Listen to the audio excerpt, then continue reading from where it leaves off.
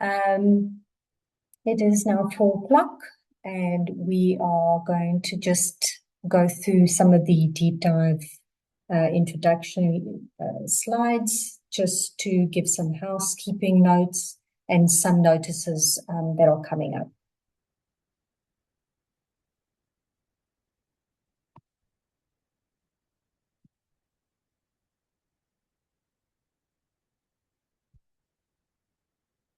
I'm having trouble just advancing. Here we go.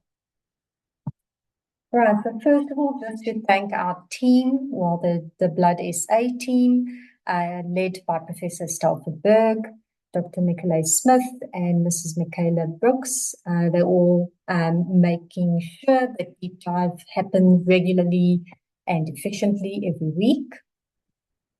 So thank you to them. All the recordings of the sessions can be found on the website, thebloodsa.org.za, under resources. Please make sure that you mute yourself during the presentation, and feel free to add any questions or comments to the chat box, which we will respond at the end of the presentation. CPD points they'll be submitted to the HPCSA for each session, registered South African specifically, so South African attendees. Please ensure you are attending with your own registered Zoom link and not in a group. You attend at least for 1 hour to get CPD points, and that your HPCSA number is entered correctly when you sign up for deep dive. If you have any other questions regarding CPD attendance certificates from another council or country, please email the admin at Blood SA. You can also join the mailing list via their website, or you can also join via the QR code on the screen. Feedback, please. They appreciate any sort of feedback. So at the end, there's an anonymous feedback survey, which they will appreciate if you could complete. Upcoming events. So there's a physicians conference being held at the Protea Hotel Conference Center in Stellenbosch. That is the 4th to the 6th of June this year. And then early bird registration fee is already valid up to starting Friday the 6th of March. Next, the SASMO TACSETS conference that's being held at the Sandton Convention Center, 7 to 9 August. Early bird registration has already opened as well for that. And then the Heme ONC, which is in Cape Town, and that is also the early bird registration was open the 1st of March, and abstracts as well. There'll be a break for Easter, so the next session will be on the 13th of April, where they'll be discussing CLL 2026, what's changed and what still matters. And that will be presented by Dr. Peter de Wit and Dr. Zinat Barad. Right, so without further ado, today's talk is on the American Society of Hematology 2020 guidelines for sickle cell disease transfusion support. And it is my great pleasure to introduce Dr. Stella Chou. She's an associate professor of pediatrics at the Perelman School of Medicine at the University of Pennsylvania. She's also the chief of division of transfusion medicine at the Children's Hospital of Philadelphia. Dr. Chou is internationally recognized for her work at the intersection of transfusion medicine, red cell immunology, and molecular diagnostics, particularly in the care of patients with sickle cell disease. Her research has fundamentally advanced our understanding of red cell alloimmunization, demonstrating that even carefully RH-matched transfusions may not fully prevent antibody formation due to the remarkable genetic diversity within these RH locus. Through her work, she has helped shift transfusion medicine towards precision approach.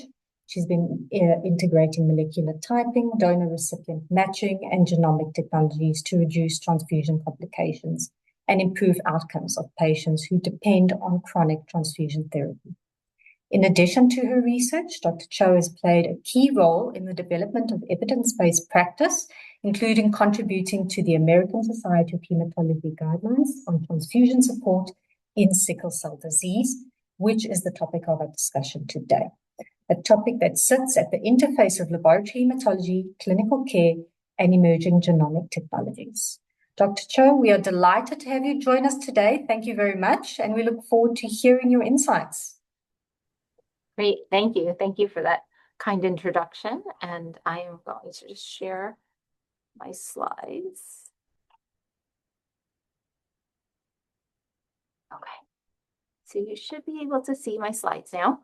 So today I'll be discussing transfusion support for sickle cell disease. This was the American Society of Hematology 2020 guidelines for sickle cell disease, which I had the privilege of chairing the panel. So these guidelines were published in 2020, and I'll just mention that annually we do a review of the guidelines to see if they are still up to date, which they have been. We wrote one short letter to the editor that updated one recommendation regarding just additional immunosuppressive drugs that are now available, but otherwise these guidelines are still up to date. And here are the authors of the guideline, which I will mention include adult and pediatric hematologists. It also included individuals that represented blood centers. It included patient representatives, and then we had our our biostatistics and epidemiology colleagues as well. The transfusion support guidelines were one of 5 clinical guidelines that ASH put together that same year. And so this is just for reference, other guidelines that also exist for sickle cell disease. And currently we are kicking off guidelines on the management of pregnancy for individuals with sickle cell disease.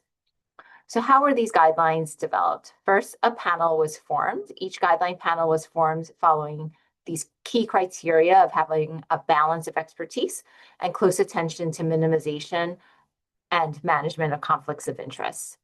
Each panel was allowed to choose 10 clinically relevant questions that were generated in what's called the PICO format by using grade criteria, where we have the population, the intervention, the comparison, and the outcome. So for example, a quick PICO question would look like, should automated red cell exchange versus simple transfusion or manual red cell exchange be used for patients with sickle cell disease receiving chronic transfusions? The evidence synthesis was generated for each PICO question via a systematic review of health effects plus resource use, feasibility, acceptability, equity, and patient values and preferences. And we had the Mayo Clinic systematic review team help us with that. And then finally, making the recommendations. These were made by the guideline panel members based on the evidence for all the factors just mentioned. So how do you use these recommendations? They're done using the grade criteria. So for a strong recommendation, the panel recommends. For patients, most individuals would want the intervention. For clinicians, they would feel that most individuals should receive the intervention. For a conditional recommendation, a majority of patients would want the intervention, but some may not. And for clinicians, different choices may be appropriate for different patients. So depending on their values and preferences, and in this case, should use shared decision-making. I will mention, however, that these guidelines covered 10 recommendations focused on different topics, including red cell antigen typing and matching, indications and mode of administration, as well as screening, prevention, and management of alloimmunization, delayed hemolytic transfusion reactions, and iron overload. 9 of the recommendations were conditional, and even though the grade criteria, as I suggested in the previous slide, that when recommendations are conditional, not everyone may want them as a patient, and not everyone who's a clinician would recommend them. However, most of these recommendations were conditional because there was a paucity of direct, high certainty evidence for outcomes of interest. And so without, for instance, randomized clinical trials, it's very hard to have a strong recommendation. And as you know, for alloimmunization and DHCRs, we do not have strong data to support how to manage those because they're relatively rare outcomes, and thus there's no randomized clinical trials to base our recommendations upon. So several recommendations also have moderate resource implications given the cost of transfusion and the requirement for exchange transfusion in certain patient scenarios. So certainly these guidelines were made really in the setting of high income countries and probably don't apply as well to low and middle income countries. So by the end of the session, you should be able to describe recommendations on the prevention and management of alloimmunization, describe recommendations on the prevention and treatment of hemolytic transfusion reactions, and describe recommendations for managing transfusion therapy for patients who require chronic transfusion support, for treatment of acute chest syndrome, and for patients undergoing surgeries requiring general anesthesia. I actually left out the case about the pregnant patient because there will be new pregnancy guidelines forthcoming. So by way of background, most patients with sickle cell disease will have received a blood transfusion by the time they reach adulthood. And practice varies on when an extended red cell antigen profile is obtained, the extent of antigen typing, and whether serologic or molecular methods are used. Acute and delayed hemolytic transfusion reactions are among the most challenging complications of transfusion support in patients with sickle cell disease. And then there's also practice variation in the use and the method of transfusion for the treatment and prevention of complications related to sickle cell disease, such as stroke. So I base each of these recommendations really around cases. So the first case is regarding red cell antigen profiling and prophylactic antigen matching. And so this is a 3-year-old male with hemoglobin SS. He presents to your clinic for an annual visit. A recent transcranial Doppler shows elevated velocities in the right middle cerebral artery. You recommend that he begins a chronic transfusion program. He has not been previously transfused, and you note that he has not had a red cell antigen profile. So what red blood cell antigen profile should you obtain prior to transfusing the patient? A, ABO, and D only by serology, at least ABO, D, and big C, big E, little e, K by serology, or C by genotyping, or D, at least those above, as well as a more extended phenotyping that also includes the KID, Duffy, M&S systems by serology or genotyping. So I'll just give you a moment to think.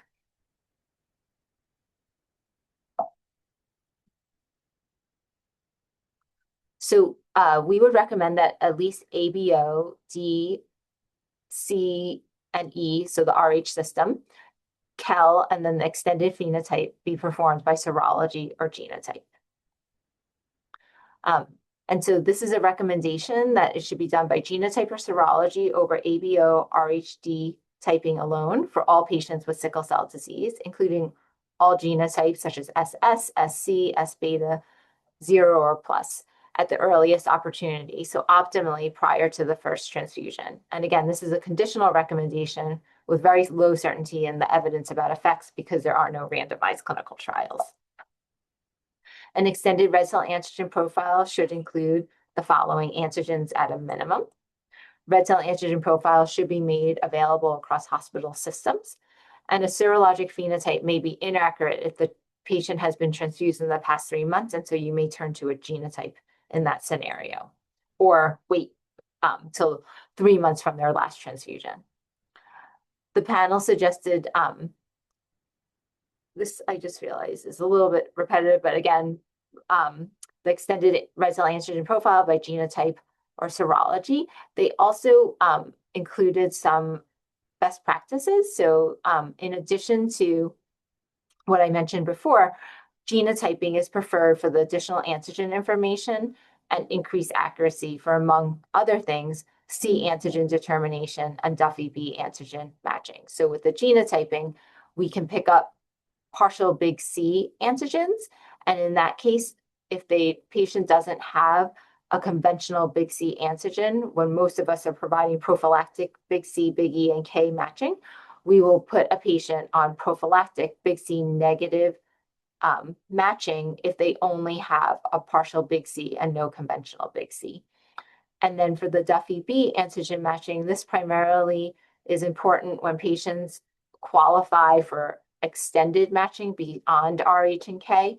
And if they have the Gaddisite mutation, they don't require to be matched at for Duffy B. So if their red cells do not express Duffy B due to the Gaddisite mutation, other tissues in their body do express Duffy B, so they're not at risk. And so that may help if you're providing extended antigen typed cells, it would be one less antigen you would have to match for.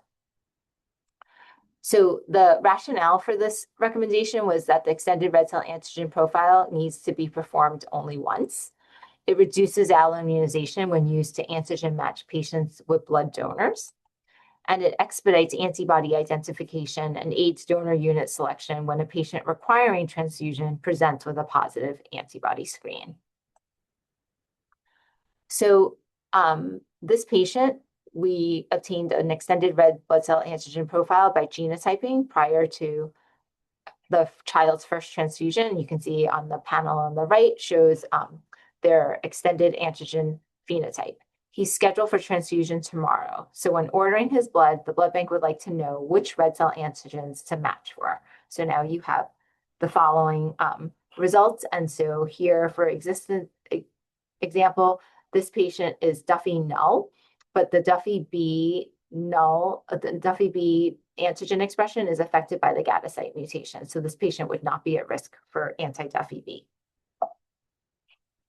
So you're about to order your transfusion, and which antigens should this patient be matched for? And when we say match, we provide antigen negative units if the patient is negative for that antigen, but may provide antigen negative or positive units if they're antigen positive. So in this patient with sickle cell disease, we would choose ABO and RH and K matched red cells, but a dotted line around choice D, which is an extended match that also matches for Kid, Duffy, big S, and little s. And that's a minority of institutions, but some institutions do provide an extended phenotype matched unit for patients with sickle cell disease rather than just RH and K. And by doing that, there is going to be minimization of the foreign antigen exposure they have, but at least here in the United States, to find units that are matched for an extended phenotype match, we would not be able to do that for all patients with sickle cell disease nationally. Like we just wouldn't have the donor population to support that. So that's why the preferred answer is generally C. So the panel recommends prophylactic red cell antigen matching for RH, which can be big C, big E, or big C, big E, little e. Most institutions do big C, big E matching because most individuals with sickle cell disease are little c and little e positive, as well as K antigen over only ABO and D matching for patients with sickle cell disease receiving transfusions. And this was actually a strong recommendation with moderate certainty in the evidence about effects, which I will dive a little bit deeper into. The extended red cell antigen profile may be determined by genotype or serology, as mentioned by the first recommendation. And the extended red cell antigen matching, where we match for Kid, Duffy, big S, little s, may provide further protection from alloimmunization. But as I mentioned, finding sufficient compatible units may be challenging. Patients that have the GATA mutation in the Duffy gene, which encodes the Duffy antigens, are not at risk of anti-Duffy B and don't require Duffy B negative red cells. And then patients who are identified by genotype with the hybrid RHD D3A CE4-7D or the RHCE CERN alleles, both of those alleles are relatively common in this patient population, encode partial big C antigen. So, and if the patient themselves do not carry a conventional RHC, big C little e, or big C big E allele, then they should be transfused with big C negative red cells to prevent allo-anti-big C development. So again, patients with these alleles have partial big C, and because they're in a sense missing a part of the big C protein, if they get exposed to conventional big C antigen, they may make an anti-big C. And the French group has shown that about 30% of patients do go on to make the anti-big C if they have partial big C only. So the rationale for this recommendation was that alloimmunization incidence in patients with sickle cell disease is the highest of any transfused patient population.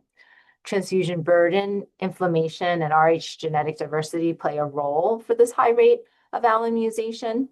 And once alloimmunized, it can become difficult and at times impossible to find compatible units for these patients. In addition, they may cause hemolytic transfusion reactions, and thus prevention of antibody formation may be the best route because we can then avoid hemolytic transfusion reactions, avoid difficulty in identifying sufficient antigen negative units, and avoid transfusion delays. So the evidence that went behind this prophylactic RH and K matching recommendation was based on a systematic review that identified 28 studies. There was a total of 2,535 patients included in these 28 studies. And what they found was that only 2 studies had primary observational comparisons directly between patients with sickle cell disease who were transfused with either phenotypically matched red cells that were RHK matched or RH and extended matched, or versus ABO dematched only. But what I'll say is that these 2 papers, which the references are below, were somewhat limited studies in terms of how many patients they had. And you can see the first study had a very low rate of alloimmunization in general. So for RH and K matched, it was 0.053 antibodies per 100 transfusions, which is almost like 1 antibody in 2,000 transfusions, versus ABO and RH alone, which was 0.189 antibodies in 100 transfusions, which is about 1 antibody in 500 transfusions. And then the second one had a much higher rate of alloimmunization. So for Boateng et al., the extended match made 0.9 antibodies per 100 transfusions. So that's about 1 in 110 units transfused. And ABO and D-match alone for them was 3.1 antibodies per 100 units transfused. And so that's like 1 in every 33 units that were issued to patients with sickle cell disease resulted in an antibody. So to comprehensively look at this, what we did was we pulled the data from these single arm studies.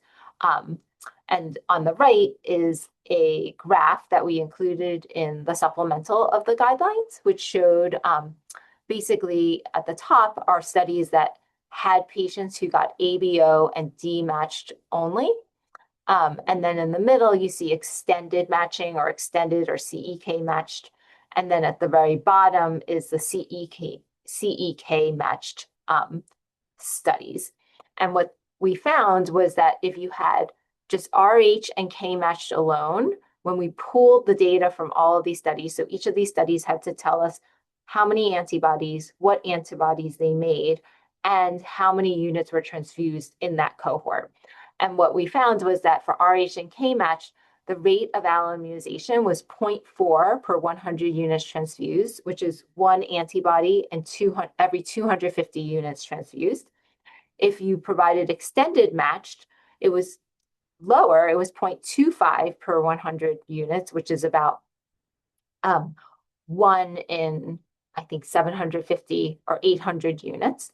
And then if you had ABO and D matched, it was close to 2 per 100 units. So that was, again, 1 antibody per 50 units of red cells that were being transfused. So essentially, RH and K match brought it down to 20% of the rate that we saw with ABO and D matched alone. And so for this recommendation, that was considered a strong level of evidence that we should provide RH and K matched prophylactically for patients with sickle cell disease. And that could be done by either serologic matching or genotypic matching. So the extended red cell antigen profiling is superior to ABO and RHD typing for all patients with sickle cell disease, and we should get that at the earliest opportunity. If possible, red cell antigen genotyping is the preferred method because it gives us more information. Prophylactic red cell antigen matching for RH and K antigens over only ABO and D matching is recommended for patients with sickle cell disease receiving transfusions. And that doesn't have to be chronic transfusions, it's any transfusion, and that's a strong recommendation. And extended matching to include Duffy, KID, and big S, little s further reduces that risk, but it may be challenging to identify sufficient units for this population. So the other thing to consider is that despite serologic matching for Rh antigens, patients remain at risk of forming alloantibodies to the Rh system due to increased prevalence of Rh variants in this patient population. And so if a patient forms an anti-Rh antibody despite Rh matched transfusions, typically this is done serologically, we would recommend that comprehensive Rh genotyping be performed at a reference immunogenomics lab. And so just to a few slides about the Rh blood group system, because it is still the most common antibodies that we see directed against the Rh blood group system. So we have Rhd and Rhce. There are two genes. They actually sit on the same chromosome facing one another with just about 30 kbs of genetic material between them. And they're highly heterogeneous. So for Rhd, there's been over 500 different alleles that have been reported, and for Rhce, over 150 different alleles. And because of their reverse orientation and close proximity, what has happened in this population is that there's been significant gene conversion, which has generated hybrid alleles and proteins in which parts of Rhd have essentially swapped with Rhce and vice versa. Because of this, this creates challenges for short read sequencing. So for short read sequencing, where we're only getting reads somewhere around 200 to 300 base pairs, because there are the swapping of genetic material, if you get short reads, the computer program won't know whether to align it with Rhd or Rhce. In addition, the variants cause expression of partial Rh antigens, where basically there's a loss of an epitope on the Rh protein, and sometimes it can actually generate what's called new antigens, so antigens that we don't typically express from Rhd and Rhce if you just have the conventional alleles. And while Rh variants occur in about 1% of Europeans, they're much more frequent in Africans. We've shown that about 85% of our population that's of African descent has at least one allele that's not considered conventional. So this is an example of the Rh variant. So as I mentioned before, this is the hybrid gene where exons 4 to 7 in blue came from the CE gene. And this allele actually is considered an Rhd allele, but does not express any Rh protein, but expresses a partial big C antigen. So this is what it would look like if you thought about it at the protein level. Rh is a multi-pass protein. And the phenotype for this allele would be D negative and partial big C positive. Oftentimes, when you have one variant on Rhd, it'll be linked to a variant on Rhce. And so these two alleles are commonly linked. This is the Rhce little c little e s allele. And what this allele encodes is an additional change at position 336, which then causes the patient to have a partial little c and a partial little e expressed. It also causes them to lose what's considered a high prevalence Rh antigen, HRB. So these patients that have the 733G change that causes this one amino acid difference are now lacking this high prevalence HRB antigen, and actually now also express what we call a new antigen, even though it's not new, V as well as VS. So variant alleles can encode partial antigens, they can cause loss of high prevalence antigens and or generate novel antigens. And again, very common in patients and donors of African descent. So we've seen Rh alloimmunization despite Rh matched red cells, and that is serologic Rh matched red cells. They're the most common despite standard serologic matching. We found that 30% of Rh antibodies could probably be attributed to the patient's own variant Rh genotype. So for instance, in this example, this patient may have is big E negative, little e positive, and has two Rhce little c little e alleles that are variant alleles.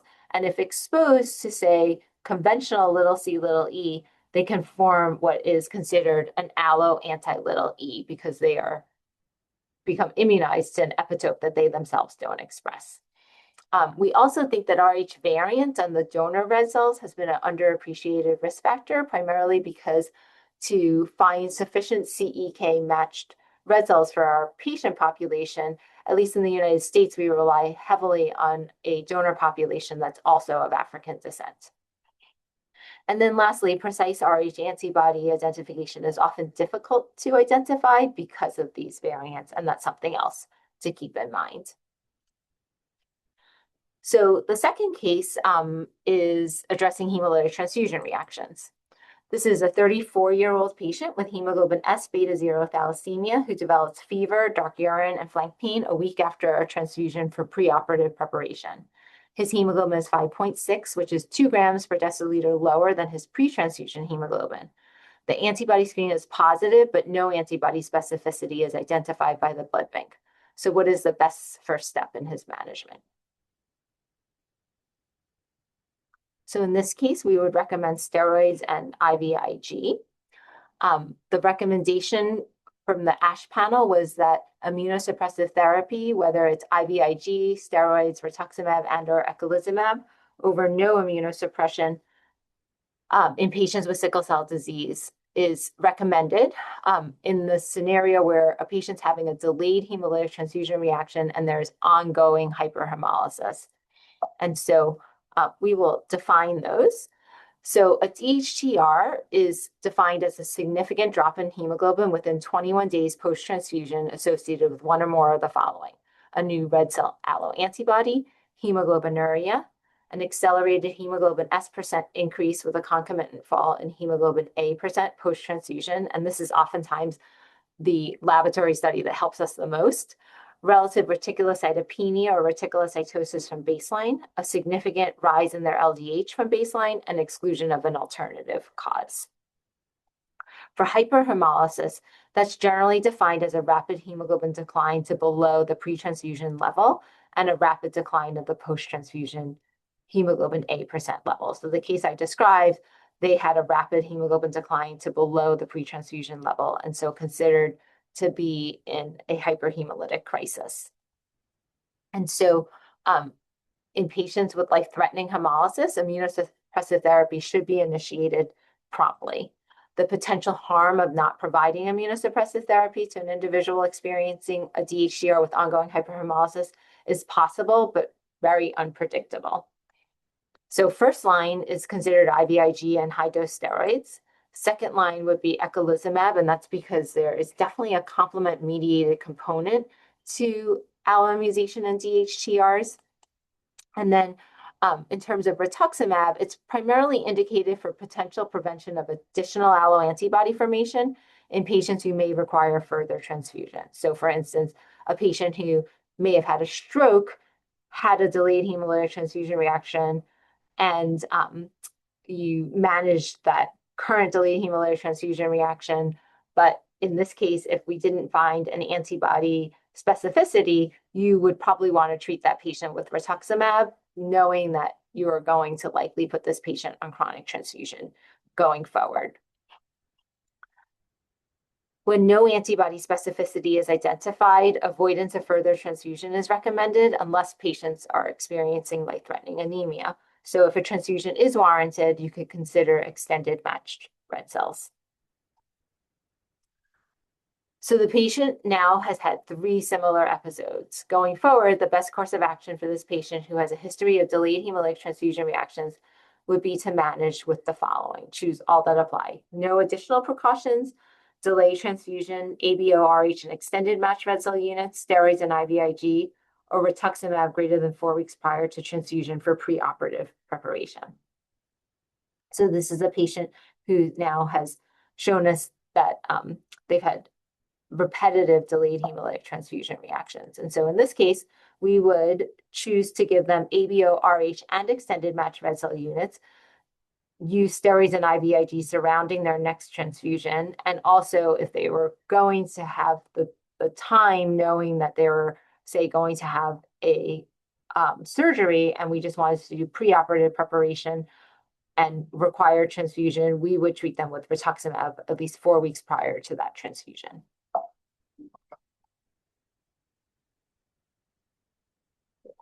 So in this case, with an acute need for transfusion and a high risk of acute hemolytic transfusion reaction, or with a history of multiple reactions, immunosuppressive therapy is recommended over no immunosuppressive therapy in patients with sickle cell disease. Of course, ongoing discussion is needed to weigh the potential benefits and harms associated with transfusion versus the impact of ongoing life-threatening anemia. So there's certainly shared decision-making.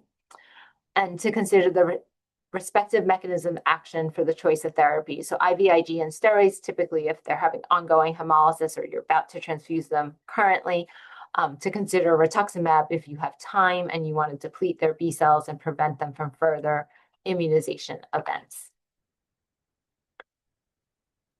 And then again, a shared decision-making process is critical.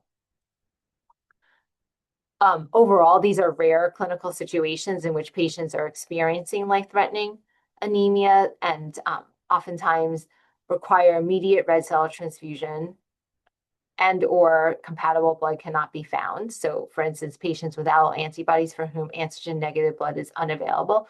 That's more in the case of they've made a antibody to a high prevalence antigen. Not so much if we just can't find CEK negative units and we have to wait a few hours.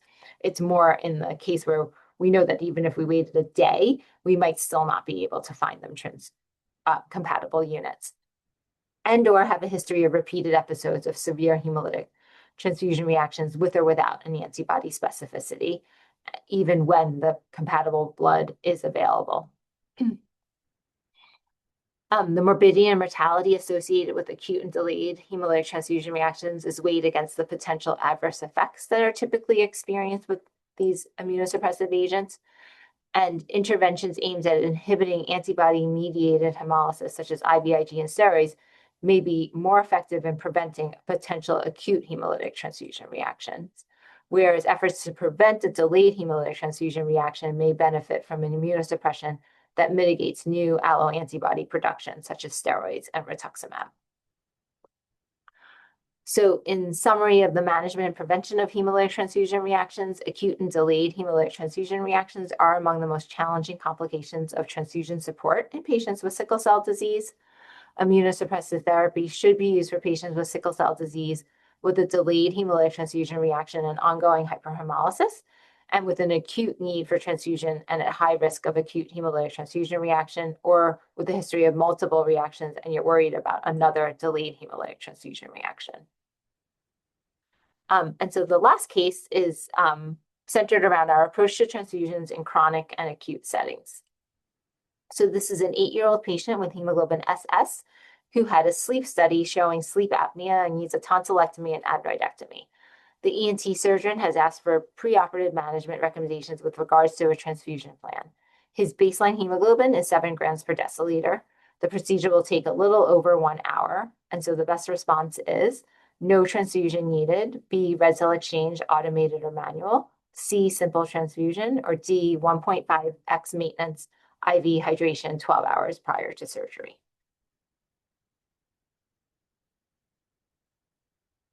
So in this case, we would recommend a simple transfusion. So the panel suggests preoperative transfusion over no preoperative transfusion in patients with sickle cell disease undergoing surgeries requiring general anesthesia that's lasting greater than 1 hour. This was a conditional recommendation with very low certainty in the evidence about effects, again, because there are no randomized clinical trials. Decision-making should be individualized based on the patient's sickle cell disease genotype, the risk level of surgery, the baseline total hemoglobin, complications the patients may have had with prior transfusions, and disease severity. It's ideal to have a total hemoglobin level of greater than 9 grams per deciliter prior to surgery. And for patients who have a high baseline hemoglobin level, greater than 9 to 10 grams per deciliter, generally then we would provide red cell exchange instead of simple transfusion for that preoperative transfusion episode, mostly to prevent hyperviscosity. So surgical intervention results in increased mortality and morbidity in patients with sickle cell disease and an increased risk of postoperative pain crisis and acute chest syndrome. treating with preoperative blood transfusion reduces those risks of postoperative complications. It's most beneficial in patients who are undergoing high-risk surgery, which is including cardiac surgery or neurosurgery, patients with a low preoperative hemoglobin that's less than 9 grams per deciliter, and patients with a more severe genotype, such as hemoglobin SS and S beta 0 thal, or who have shown that they have a severe phenotype by their symptomatology. Preoperative transfusion is less beneficial in patients who are undergoing low-risk surgery, patients with a higher hemoglobin level greater than 10, or a high hemoglobin F level, or those with a milder genotype, or phenotype such as hemoglobin SC. And the TAP study really looked mostly at SS patients and had a very small proportion of SC patients. And so that's where these this set of rationale that we put in the guidelines came from. So now that same patient is now 12 years old and presents to the ER with right-sided stroke, right-sided hemiplegia. His MRI shows findings consistent with an ischemic stroke. He was exchange transfused acutely and will require chronic red cell transfusions as an outpatient. Your center offers simple transfusion, manual red cell exchange, and automated red cell exchange. So which program should this patient be initiated on? A, simple transfusion, B, manual red cell exchange, or C, automated red cell exchange?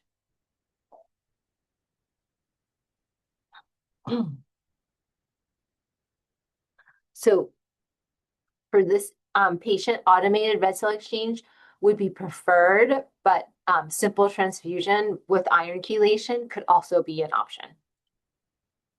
So the panel in general recommends using automated red cell exchange over simple transfusion or manual red cell exchange in patients with sickle cell disease who receive chronic blood transfusions.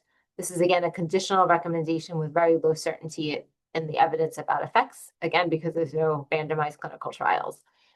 Consideration should be given to the clinical indication for which they're undergoing chronic transfusion, their baseline and target total hemoglobin, hemoglobin S percent, the patient age, and patient preferences. Patient age, mostly because even if we're doing a manual red cell exchange, we try to do that with peripheral access and not having to put a line.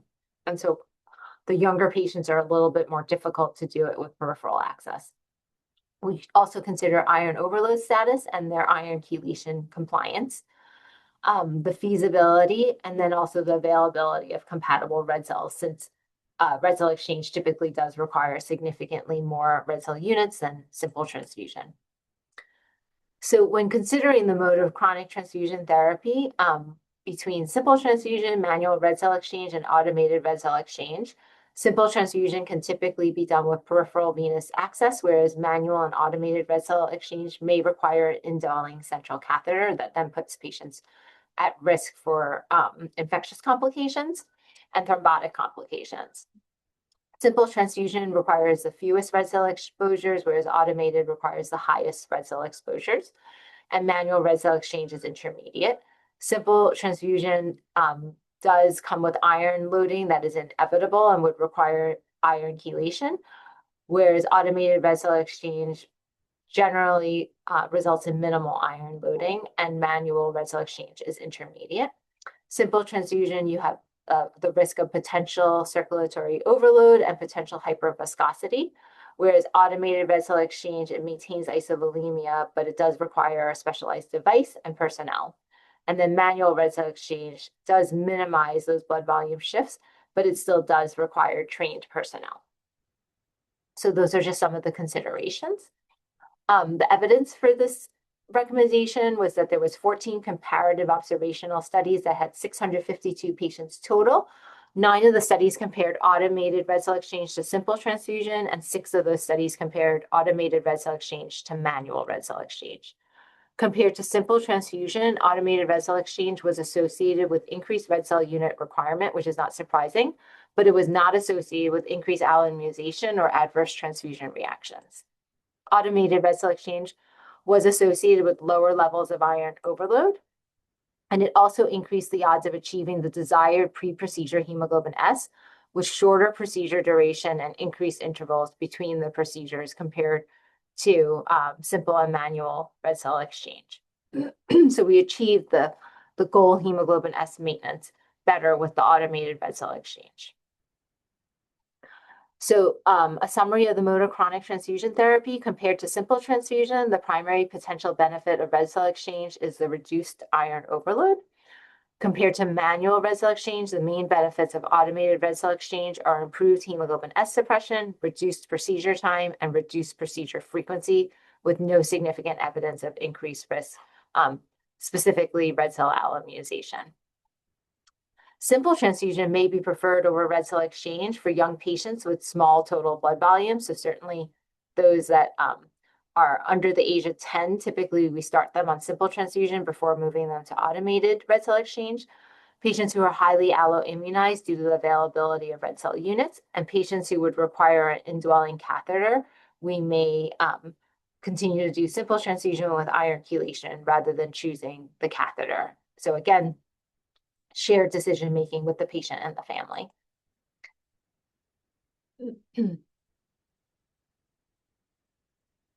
So now your 12-year-old patient has missed several transfusion appointments for secondary stroke prophylaxis. He presents to the emergency room with fever and cough. His chest X-ray shows a right middle lobe infiltrate, and oxygen saturation is 89%, and his work of breathing is rapidly escalating. You have decided to transfuse him, which is the optimal approach.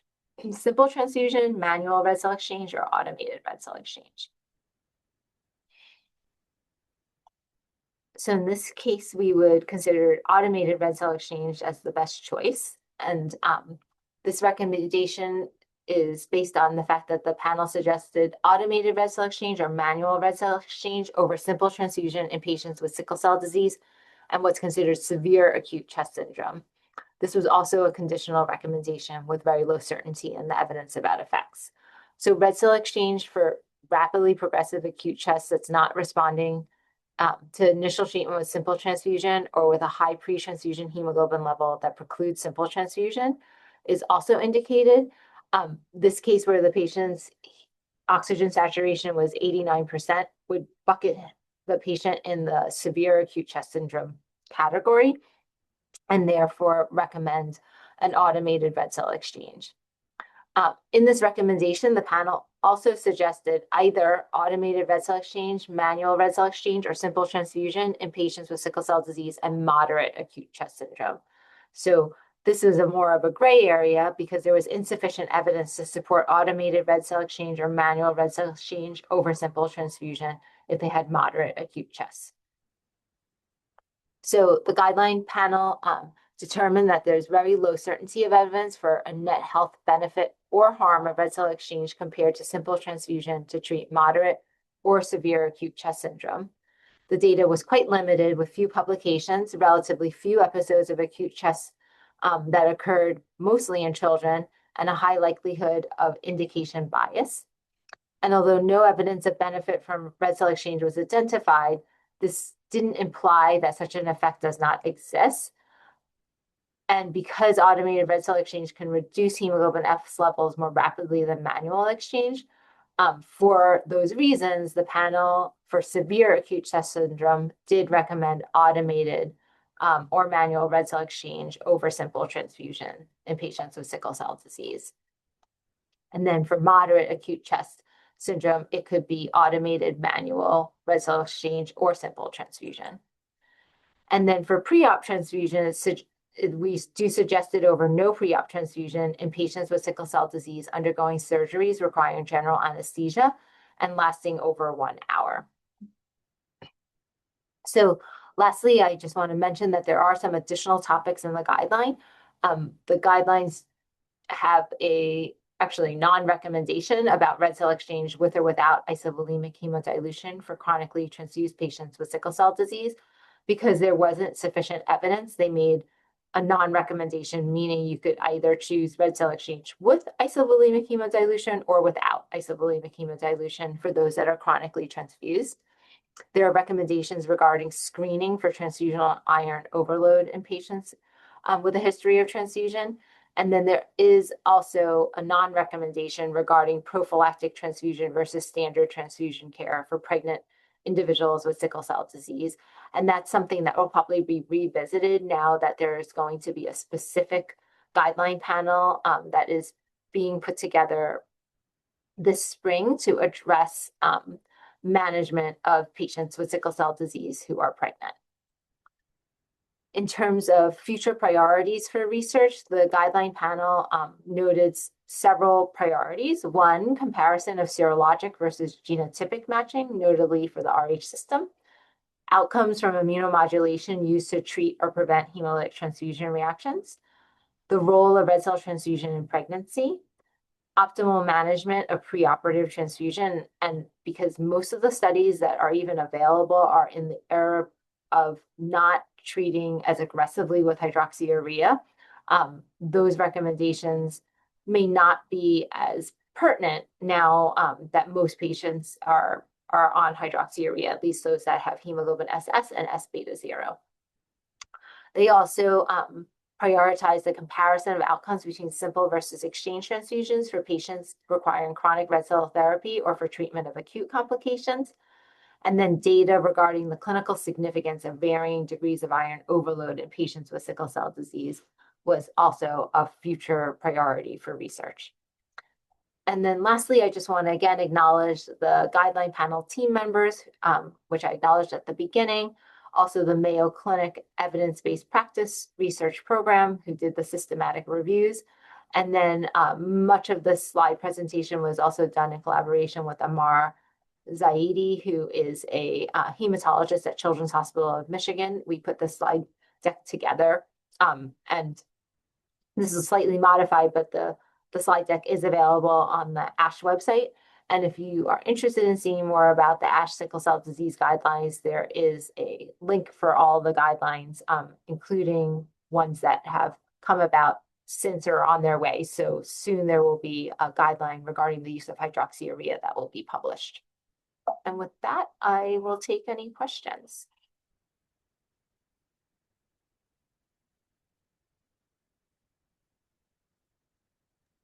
Thank you, Dr. Chou. I think that you've reminded us that the immune system likes to keep us humble, even when we think that we have matched blood 100%. We have not. So we have some time for questions. There's a few in the chat box, but I think I just want to start off with a question. So one of the challenges that we face in South Africa is balancing extensive genetic diversity with this historical limited donor representation. Many centers in Africa are actually trying to improve those, both the donor representation, lab capability, and but access to large-scale molecular typing still remains limited. So if a country were trying to prioritize its next step between improving donor diversity, expanding extended serological matching, or investing in molecular typing, where do you think the greatest clinical impact would be? That's tough because I think that all three are really important, but probably I would say diversifying the donor population, because we need those donors to support this particular patient population. I think for the molecular typing, there's actually been so much progress in the past 5 years, so that I think that will come because there are groups that are generating ways to genotype at a much more cost-effective manner. So there are chips that are being developed currently that will not only have things about the red cell antigens, but may have other donor characteristics. For instance, some believe that we should not give donor units that have donors who have G6PD deficiency, for instance, that they may not have as great longevity in vivo once they're transfused. So some of these platforms that are being developed right now have things about donor traits such as G6PD or other attributes that have been shown to make someone a good donor versus a not as good donor. I don't think there's any bad donors. And so that should be on the horizon, in addition to just much more cost-effective ways to do molecular typing for the extended genotype, but also to do the comprehensive Rh genotype. So I think that those things are coming, and will probably converge at the same time as being able to diversify your donor population. Good, thank you. So if I look at the chats, there's some questions, whether we do extended antigen testing at the Western Cape Blood Service.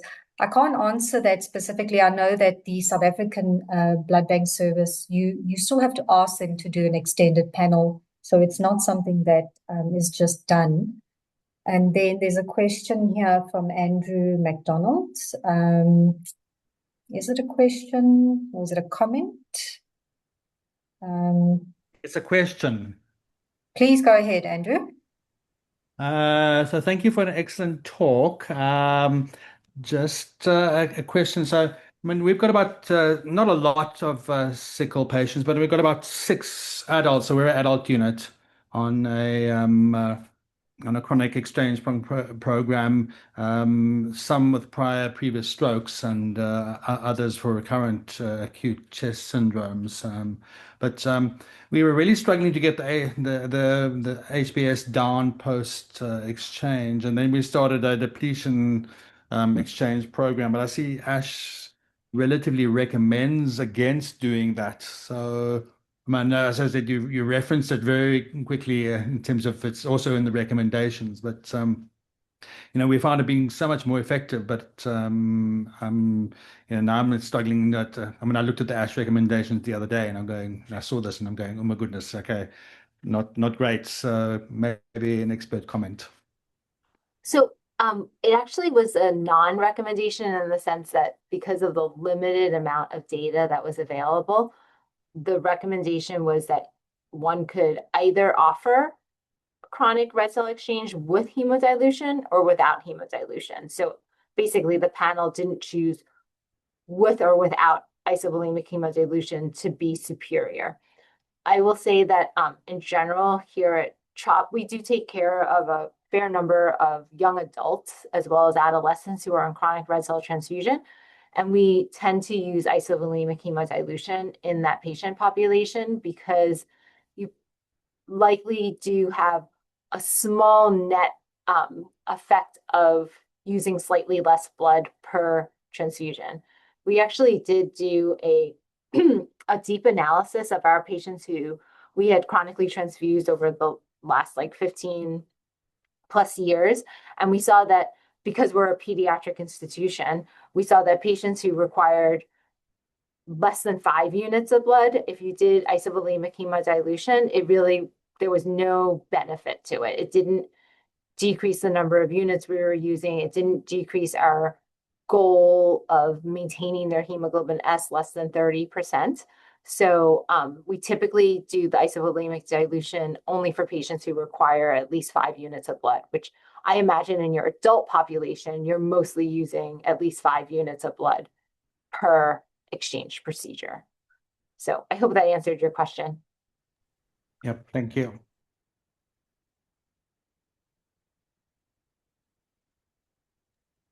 If there's any other questions, please post on the chat.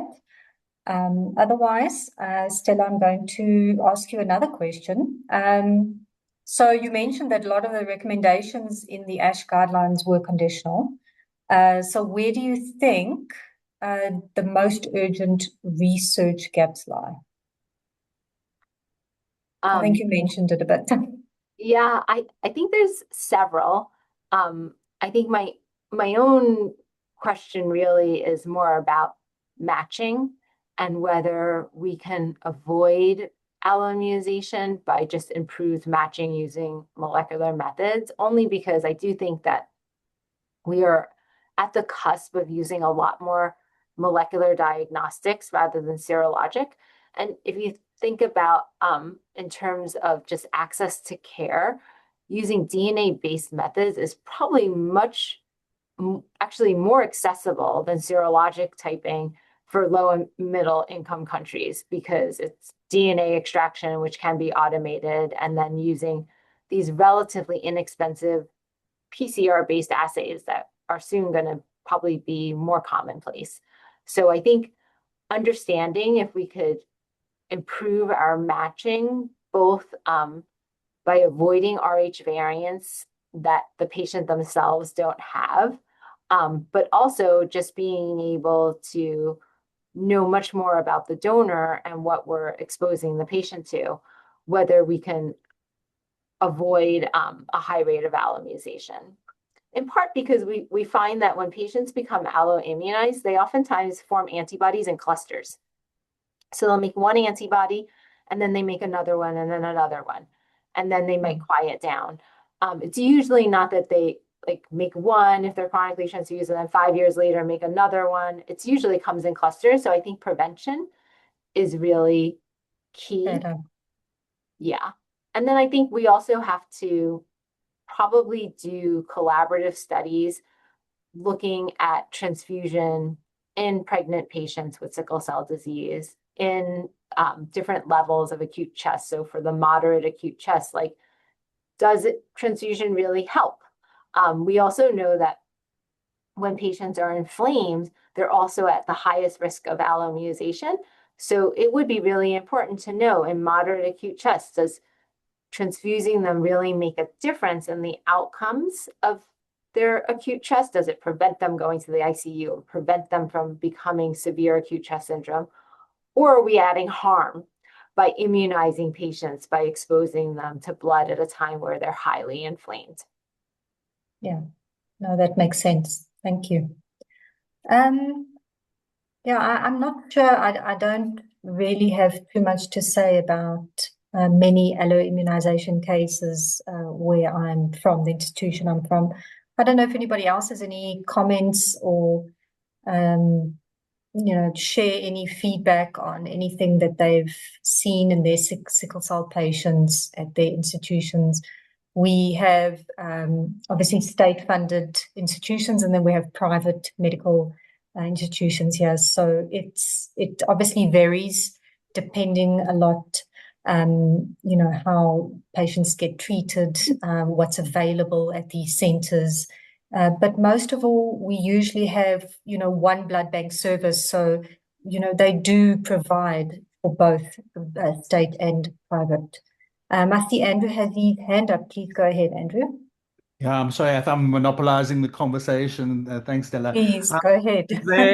Obviously, you referenced in hyperhemolysis. I mean, not that we see it a lot, but immunosuppression. But the question is, use of does tocilizumab have any role in this situation in an acute event to try and mitigate the drop in HB? Yes, so we would recommend tocilizumab as well. I think we usually take a stepwise approach. So since the guideline has been published, there have been several additional immunosuppressant agents. So we actually wrote a short update that basically said that we would probably still stick to IVIG and steroids as first line. Eculizumab probably is our second line. And then if they're still not responding, then something like tocilizumab would be third line. And we definitely have seen patients who have severe hemolysis, and probably here I probably only use eculizumab a handful of times, but each time we've used it, it's been in a case where they continue to hemolyze even despite their hemoglobin A now being 0%. So they've hemolyzed all their transfused red cells and they appear to still be hemolyzing. And that's when we've used eculizumab.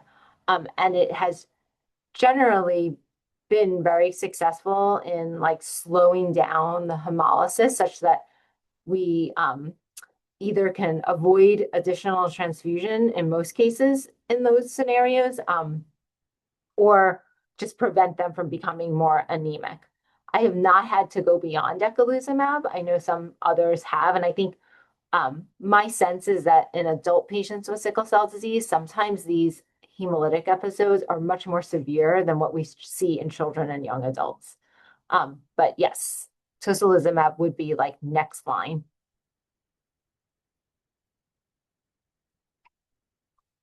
Okay, great. All right, we have a question. If there's any opinion on hyperhemolysis in non-sickle cell disease patients, is this something that you've seen? So we've considered diagnosis in a patient with primary myelofibrosis and is currently treating a patient with no clear underlying diagnosis. So somebody with hyperhemolysis that's non-sickle cell. Have you seen this before? We have. We've seen it in thalassemia. So in those cases, I think it's very similar to sickle cell disease, that it's probably heme and complement mediated. So just the breakdown of red cells and free circulating heme seems to, add fuel to the fire as well, and also causes complement activation. So we've at least once used eculizumab in a patient with thalassemia. But what I also try to do in those cases is really look carefully at their antibody evaluation. Oftentimes we find that we don't have an antibody specificity, and it seems like they're hemolyzing their transfused red cells. So usually in those patients, even without sickle cell disease, we'll send the red cell genotype, we'll do a comprehensive Rh genotype to look for the variant, and then we try to send out their plasma samples to our immunohematology reference lab so that they can look, for less common antibodies or an antibody to a low frequency antigen or to a high freq antigen. So things that we can't do ourselves in blood banks. Because if your patient is hemolyzing, then it seems like that's the best chance you'll have to identify what might be the underlying cause. So it's really important to send that current plasma sample to your reference lab. So that's our general approach, is to see if there is an underlying antibody that we ourselves cannot detect, and then to consider extended phenotype match red cells in that scenario, and to consider giving them immunosuppressive therapy as well. Thank you. Sure. I don't see any other questions. I don't know if I hope that answered your question, Dr. Malab. And yeah, I think that it's just past 5, so everyone can get their CPD points. And yeah, it's just to thank you very much for joining us this, morning for you, afternoon for us. Thank you for taking your time and yeah, for taking some time out of your day to do this for us. Thank you. I appreciate And yeah, everybody is saying thank you very much as well in the chats. And yeah. Oh, is there another question? No, it's just my response to the answer. I mean, yeah, I think it was very helpful. We didn't consider doing red cell genotyping and extended antibody testing at this stage, but I think we'll certainly we've already started immunosuppressive therapy as per hyperhemolysis, and yeah. But thanks, answer appreciated. Thank you. Well, thanks again. Thank you. Have a nice evening. You too. Thanks very much, everyone.